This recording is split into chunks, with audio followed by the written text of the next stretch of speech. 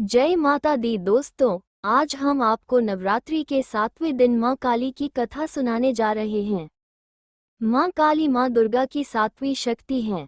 आज हम आपको बताएंगे कि मां काली कैसे बनी महाकाली। जानिए माता काली के इस रूप से जुड़ी संपूर्ण कथा। तो आइए दोस्तों, इस कथा की शुरुआत करते हैं। माता काली को शक्ति की देवी माना जाता है।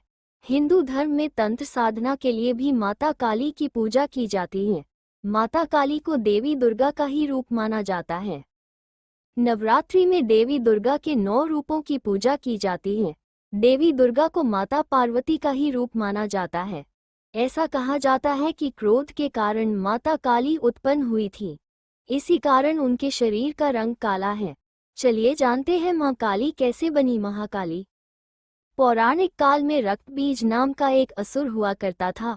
वह भगवान शिव का बहुत बड़ा भक्त था।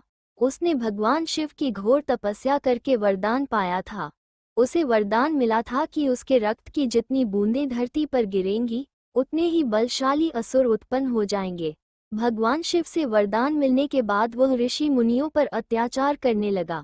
फिर ऋषि मुनियों ने देवताओं से रक्षा करने की विनती की, जिसके बाद रक्तबीज और देवताओं का युद्ध शुरू हुआ। ऋषि मुनियों की रक्षा के लिए देवताओं ने रक्तबीज को युद्ध के लिए ललकारा। रक्तबीज भी युद्ध करने आ पहुंचा। युद्ध में रक्तबीज के शरीर से खून की गिरने वाली सभी बूंदें रक्तबीज के जैसे ही बलशाली असुर बन जाते। काफी समय तक युद्ध करने के बाद भी देवतागण उसे युद्ध में मार नहीं पाए। अंत में देवताओं को रक्तबीज ने हरा दिया और देवलोक को अपने अधिकार में कर लिया। इसके बाद सभी देवता शिवजी के पास पहुंचे। सभी ने भगवान शिव से रक्षा करने की प्रार्थना की। उस समय देवी पार्वती भी शिवजी के साथ ही मौजूद थी।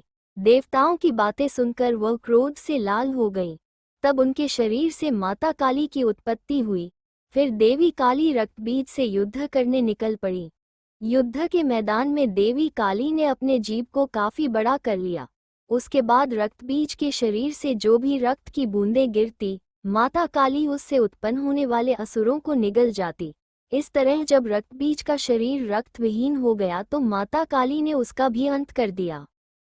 रक्तबीज के वध के बाद भी मां काली का क्रोध शांत नहीं हो रहा था। ऐसा प्रतीत हो रहा था मानो वह तीनों लोकों को निगल जाएंगी। देवी के रूप को देखकर सारे देवता इधर उधर भागने लगे। तब भगवान शिव उनके रास्ते में लेट गए। क्रोध में ही देवी काली ने भगवान शिव की छाती पर अपना पैर रख दिया। इसके बाद देवी काली का क्रोध शांत हुआ। वहीं कालिका पुराण में वर्णित कथा के अनुसार एक बार हिमालय पर स्थित मतंग मुनि के आश्रम सभी देवता पहुंचे। उसके बाद मतंग मुनि ने यज्ञ आरंभ किया। फिर सभी देवता महामाया देवी की स्तुति करने लगे। काफी समय तक स्तुति करने के बाद माता महामाया देवताओं के सामने प्रकट हुई। माता ने देवताओं से पूछा कि तुम सभी किसकी स्तुति कर रहे हो। उसी समय देवी महामाया के शरीर से एक काली रंग की दिव्य स्त्री प्रकट हुई। उस दिव्य स्त्री ने देवी महामाया से कहा, ये सभी मेरी ही स्तुति कर रहे हैं। वही देवी महाकाली के नाम से जानी जाती हैं। इस तरह ये कथा समाप्त होती है। मां काली को प्रसन्न करने के लिए ओम क्री कालिकाय नमः मंत्र का जाप जरूर करें। ये कथा कैसी लगी हमें कमेंट में जरूर बताएं। साथ ही चैनल को सब्सक्राइब करना ना भूलें। धन्यवाद।